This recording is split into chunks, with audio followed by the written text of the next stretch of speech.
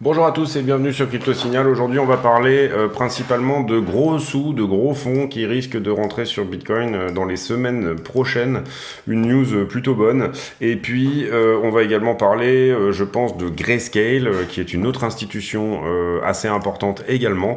Et on ira faire un tour, bien entendu, comme d'habitude, sur le fondat, le technique et le sentiment sur Bitcoin, Ethereum. On passe en partage d'écran. J'en profite pour dire à ceux qui le souhaitent de ne pas hésiter à s'abonner, activer la cloche de notification, éventuellement venir nous rejoindre sur le Discord dont le lien est en description de la vidéo et mettre un like et un commentaire d'encouragement si jamais le contenu vous plaît.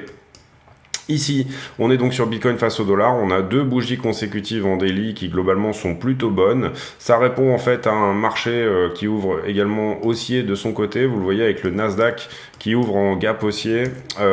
Ici, ce gap là à la création, gap de plusieurs pourcents. Et également même chose sur le S&P 500 où on a ouvert sur un gap aussi. On a fermé un vieux gap, enfin un gap qui est vieux d'une semaine. On a des chances ici dans la journée ou dans les 48 heures de venir fermer ce gap là ici à la baisse, mais néanmoins c'est plutôt une bonne chose. Du côté du pétrole, on reprend 5% aussi, donc attention à ça.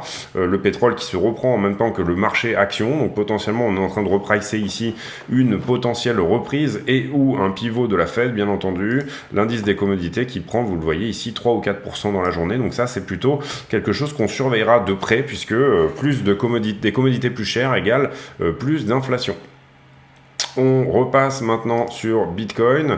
Action de prix, qu'est-ce qui se passe? On est toujours pour l'instant dans ce bear flag. Ce bear flag pourrait être la constitution d'un bull flag plus important. Vous le voyez, c'est celui-ci là. Hop. Donc là, du coup, je vous le mets en blanc. Hop. Donc la question étant, est-ce qu'on a besoin de refaire une touche en bas ou une touche en haut, etc. Mais vous voyez que revenir, bien entendu, ici sur le blanc, alors on est plutôt sur un biseau là. Moi j'aime bien quand mes bull flags sont bien parallèles. Voilà, quelque chose comme ça, avec petite déviation, voilà. Et en gros, ici, si on pétait ce bear flag, celui-ci, le vert, à la baisse, on irait faire un tour en bas du bull flag à nouveau. Et si jamais on pète ce bull flag ici à la hausse, on invalide bien entendu ce bear flag. Et en l'occurrence, ici, la target sur Bitcoin, c'est quelque chose d'un petit peu plus consistant. C'est-à-dire, tout simplement, revenir éventuellement faire un tour autour des 25 000 $. Vous le voyez, c'est la target là. Hein. Donc ça nous dit quoi? Ça nous dit tout simplement une flat A, B, C en flat, comme on en parle beaucoup sur la chaîne. Si jamais on pète à la hausse, maintenant, bien entendu, donc si on casse les 20 700 $, c'est probablement direction les 25 000. Mais pour l'instant, regardons ce qui se passe autour des 20 700 $ dans un premier temps, puisque tout est cohérent, vous le voyez au niveau de ces figures. On pourrait très bien faire ce bear flag, aller chercher sa target, et ensuite repartir éventuellement en bull flag, ce qui nous amènera à décaler, bien entendu, la target de manière un peu plus baissière. En tout cas, pour le moment, le plan se passe très bien. La construction de ce qui, pour nous, va se faire en flat, est plus ou moins en train de nous donner ce qu'on attend d'elle. Donc voilà, pas de remise en question du plan pour le moment. Ensuite, on va regarder le momentum ici en daily qui est plutôt bon. Vous voyez qu'on avait eu ici une pastille de vente sur le Cypher, le market Cypher, et elle s'est transformée en pastille d'achat hier. La VWAP ne se rapproche pas du zéro. On est vraiment ici en plein dans ce mouvement d'achat, en tout cas en daily, et en plein dans le momentum de ce mouvement. Et vous voyez ici également que MACD reprend des couleurs et ce mouvement est en train de repartir vers le haut. Ce mouvement, je le rappelle, à l'achat. On va regarder le weekly maintenant. On va aller voir dans une time frame un petit peu plus haute. On vient d'allumer un point d'achat sur Cypher en weekly. Il n'est pas confirmé. On attendra dimanche pour le confirmer. Pour ceux qui veulent éventuellement avoir une confirmation ce soir de ce premier mouvement sur du long terme, d'abord suivez cette trend de RSI là, vous le voyez. Hein, si jamais on la casse, c'est très bull pour les mois prochains.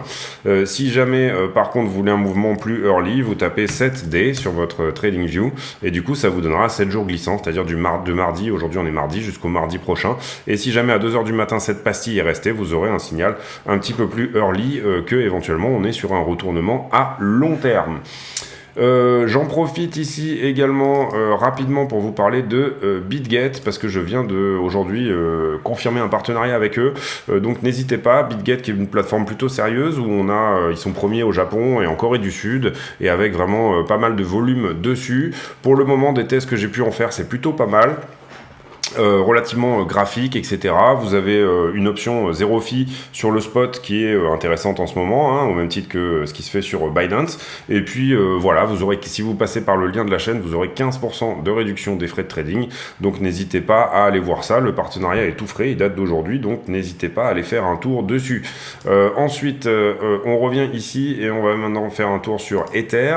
Ether qui est toujours lui aussi également dans ce bull flag.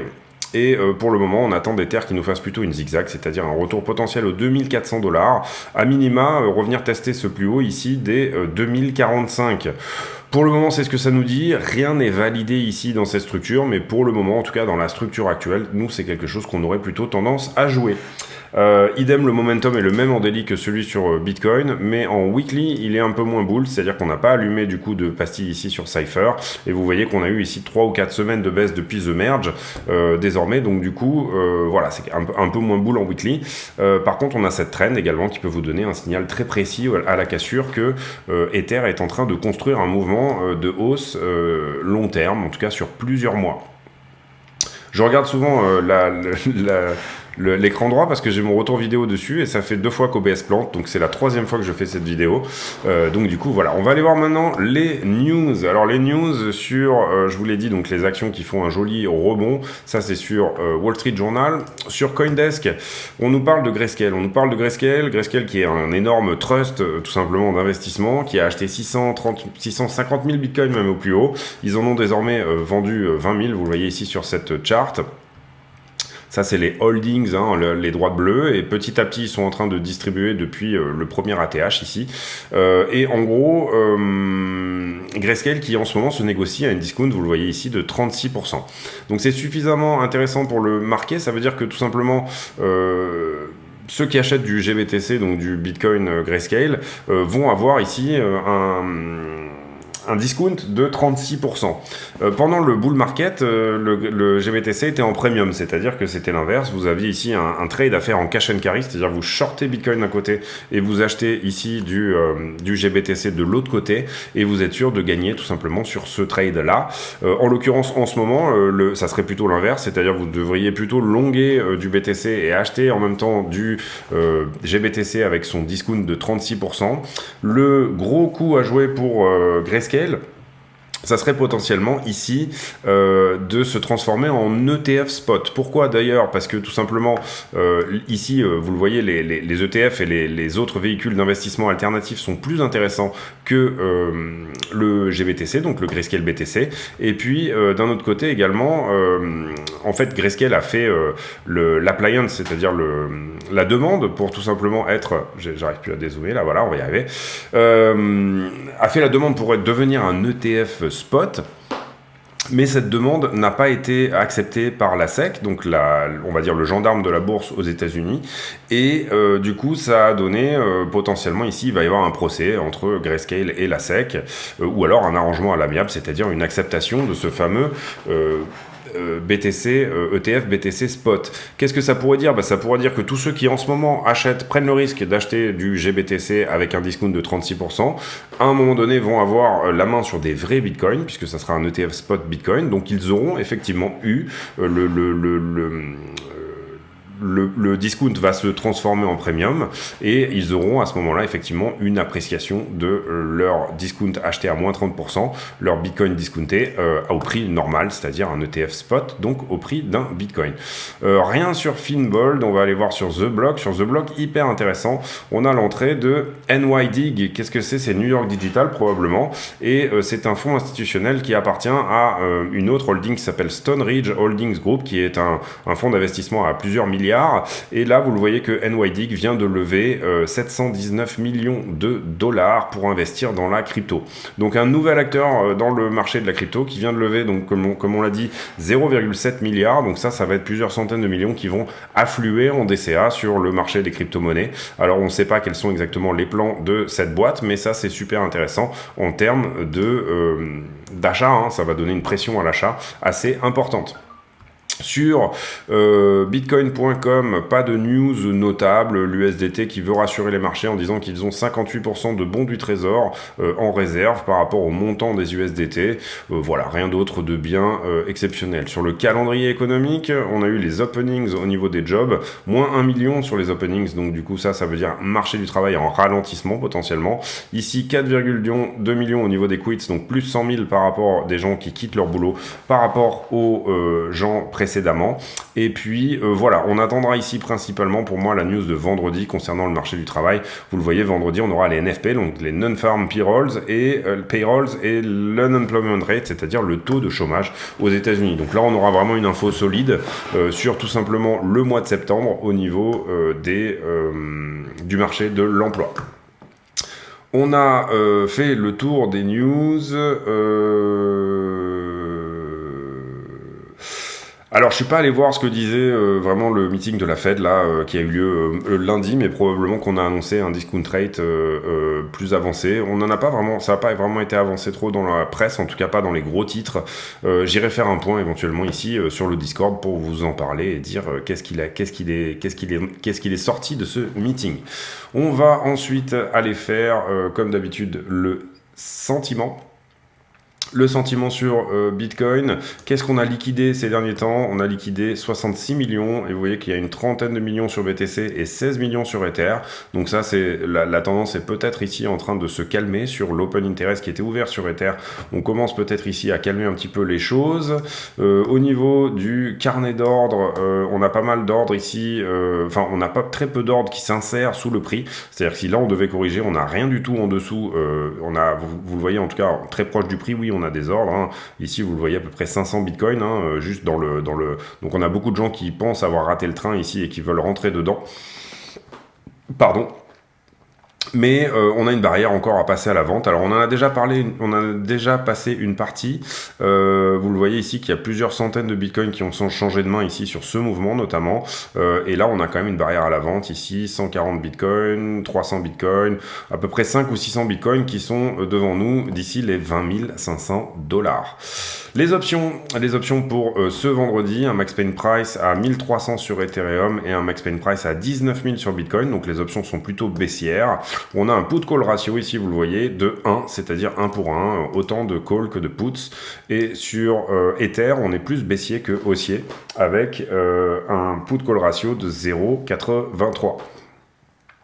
Autant pour moi, on est plus haussier que baissier puisque put sur call, voilà, donc on est plus haussier que baissier, autant pour moi.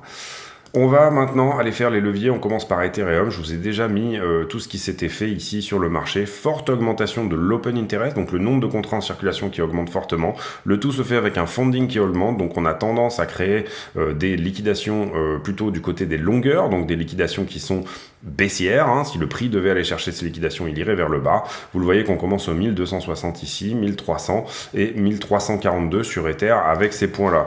Les points sur BTC...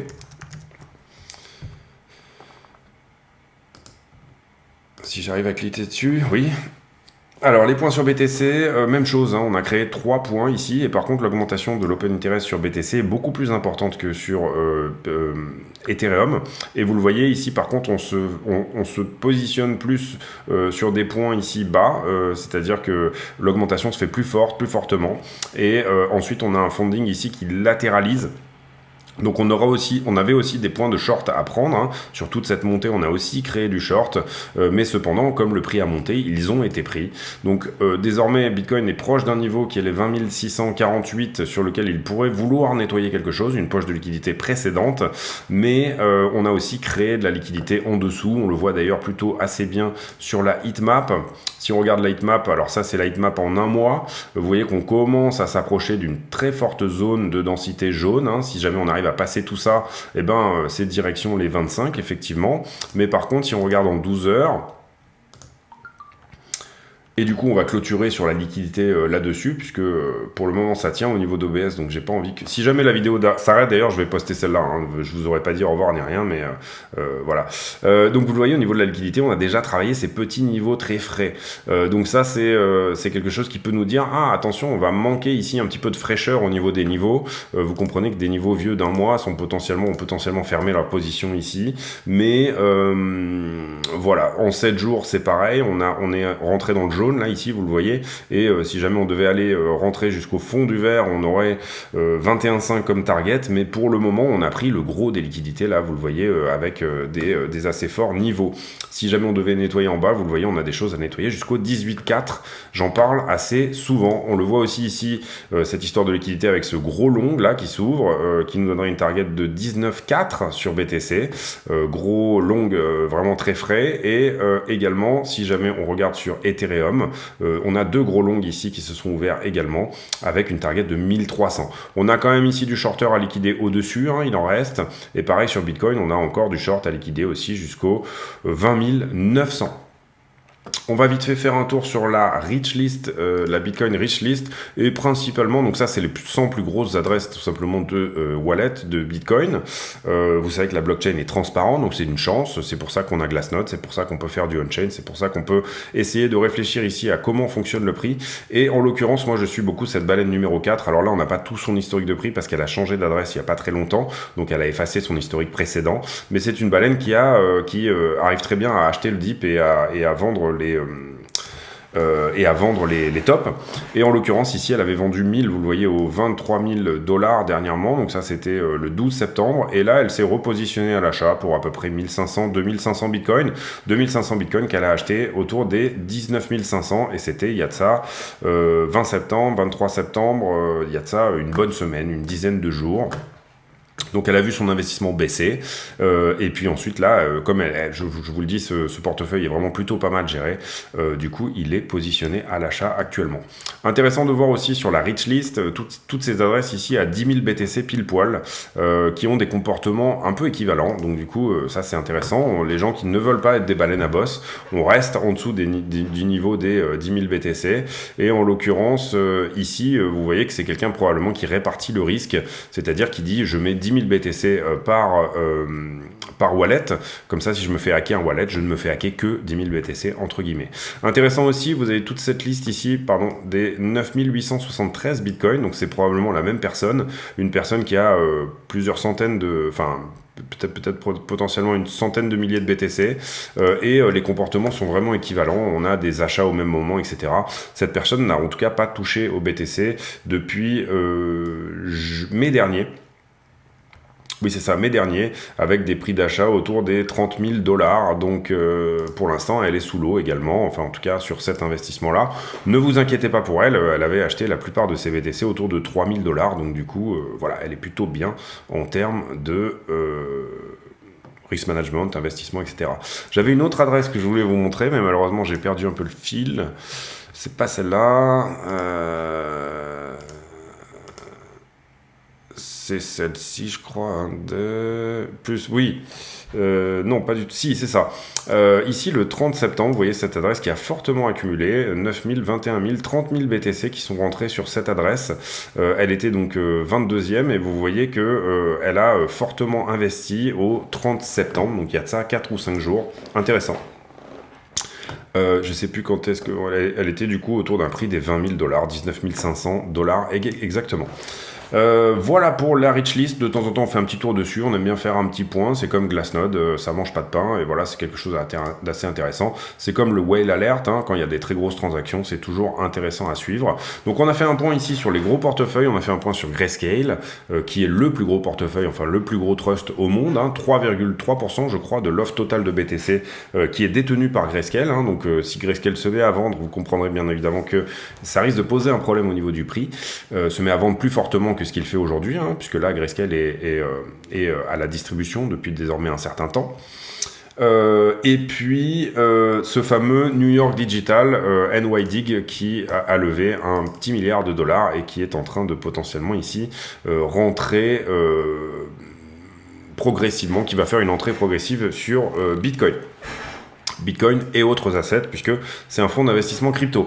Alors ce fonds d'investissement pourra bien évidemment acheter de l'action Coinbase, acheter du MicroStrategy, acheter différentes choses, mais potentiellement on pense que ça va être une entrée directe sur les cryptos qui va probablement se faire sur ce fonds. Voilà, je pense qu'on a fait le tour ici. J'espère que cette vidéo vous a plu. Si c'est le cas, n'hésitez pas à vous abonner, activer la cloche des notifications, venir nous rejoindre sur le Discord dont le lien est en description de la vidéo. Et bien sûr, si vous êtes arrivé jusque-là, mettre un like sur la vidéo. En tout cas, si vous n'avez pas ragé pendant 20 minutes en disant mais qu'est-ce qu'il raconte? Ce mec est vraiment, il raconte n'importe quoi. C'est vraiment n'importe quoi ce qu'il peut nous dire ici. Voilà, donc du coup, mettez un dislike. Hein, si jamais c'est le cas, n'hésitez pas à le faire. Ensuite, j'ai pour habitude de poser à mes abonnés en fin de vidéo pour voir s'ils ont suivi la vidéo jusqu'à la fin, et c'est une sorte de manière aussi de converser de choses et d'autres, une question à la con, c'est-à-dire un commentaire qui n'a rien à voir avec le cours du Bitcoin et qui est potentiellement une question relativement anodine. La question du jour sera sur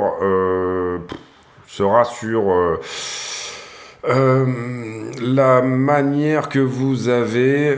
est-ce que, voilà, ça va être complètement con. Est-ce que votre voiture est plutôt un endroit propre, immaculé, dans lequel vraiment chaque petit poil n'a pas sa place, ou alors est-ce que c'est une vraie poubelle, c'est-à-dire que vous laissez traîner dedans mouchoirs, Kleenex, canettes de Coca, j'en passe et des meilleurs. Donc voilà, quel est l'état de propreté de votre voiture?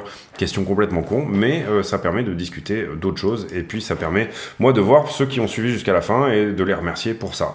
Je vous souhaite à tous une très bonne soirée. On se retrouve demain pour un nouveau point météo sur le BTC face au dollar, avec bien entendu des apartés sur Ethereum et d'autres sujets qui peuvent être éventuellement intéressants. Je vous souhaite à tous une très bonne soirée. À bientôt. Ciao.